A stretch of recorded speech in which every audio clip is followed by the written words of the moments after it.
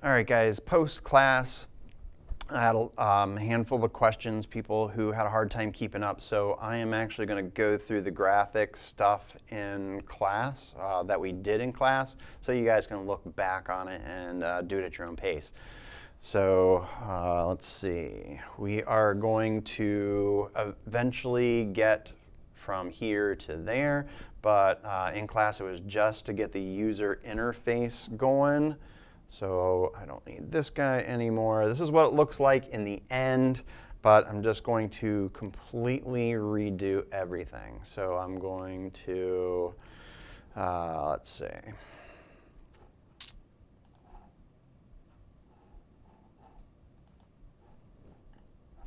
I'll get rid of the button. If I do this, I'll get a new ID, but the rest of this should be pretty much the same. I'll get rid of the edit text. Left a beginning bracket, and this is approximately what it looked like. I'll get rid of this. That wasn't there, and I will get rid of this. All right, so that's probably what it looked like at the beginning. So one of the first things I did is I clicked on the Hello World. I came over to Attributes. I showed you that this here was a constraint window, which corresponded to these bars here. And I could be touching those in either one of these views, the preview or the blueprint. And let's see, I then told you we can take this slider right here and we can move it up. And I set it at about 10.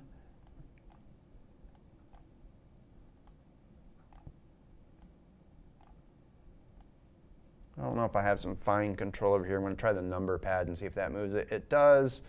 Joy. All right, so I kept that at 10. Now if I go back to code, that gave me this line here, which had a layout constraint bias. So the graphic option is so much easier than the coding option in this case, even though most of the time I like to play around in the code section. I then came over here and said, let's make the text bigger. And so I came down here to search for text size, and I changed it to 24 SP.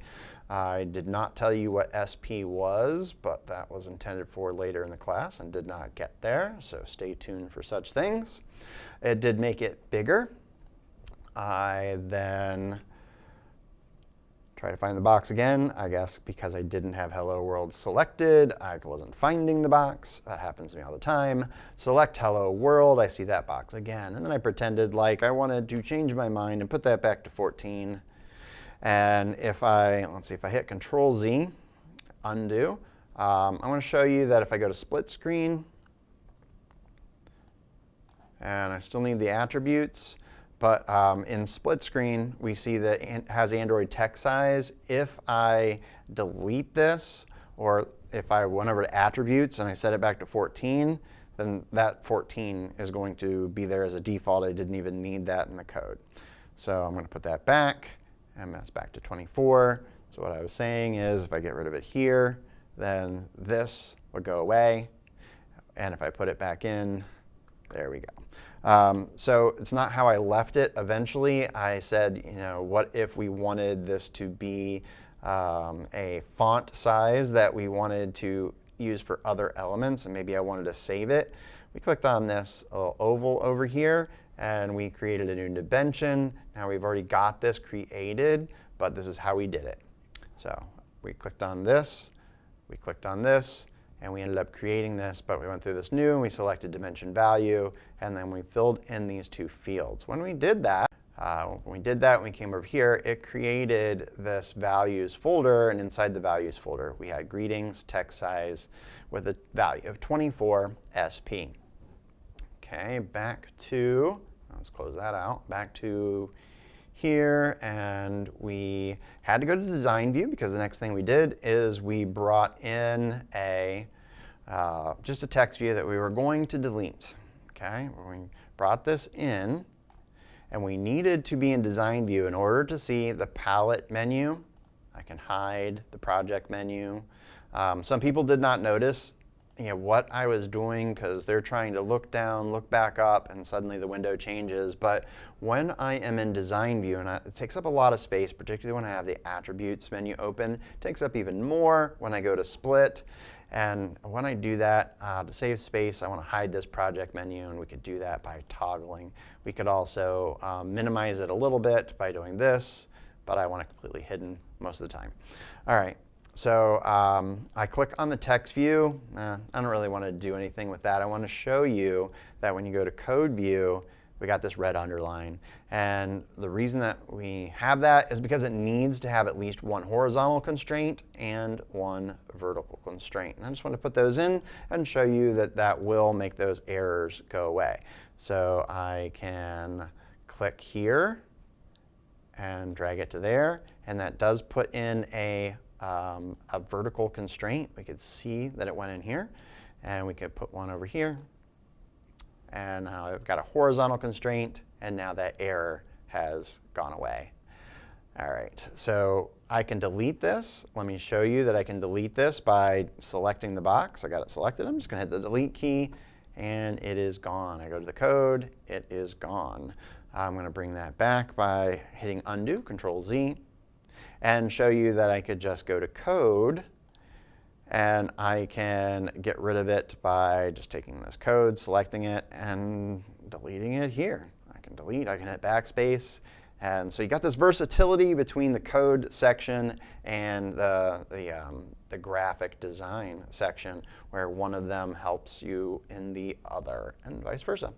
Okay, so the next thing we did, and this is getting closer to our solution, is we went to design view and we brought in a, we have to click on text and bring in a plain text, and we drag it. And let's take care of those constraints. We're going to drag this up to here. We're going to drag this over to here, and we are going to put in a margin, and I probably did something like 50.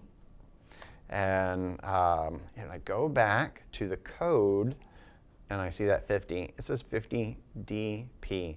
So we've got SP and DP, two things that I will talk about next class. If I don't, somebody raise your hand and tell me that I forgot to talk about that. But that is something that was very much on the agenda for today that I did not get to. Nope, don't want that. Okay, so go back to design view, and I ran this in class, and when I did, I showed you that it was a tiny bit awkward that I had to erase name in order to put my own name in, and that was not what I wanted to have happen in the end. In order to change that, I went over here to Android text equals name and made it hint equals name, and I changed this to enter your name or something like that. Let's see. Then next thing we did is we put in a button, and we're going to go over here. We can go common, we can go buttons.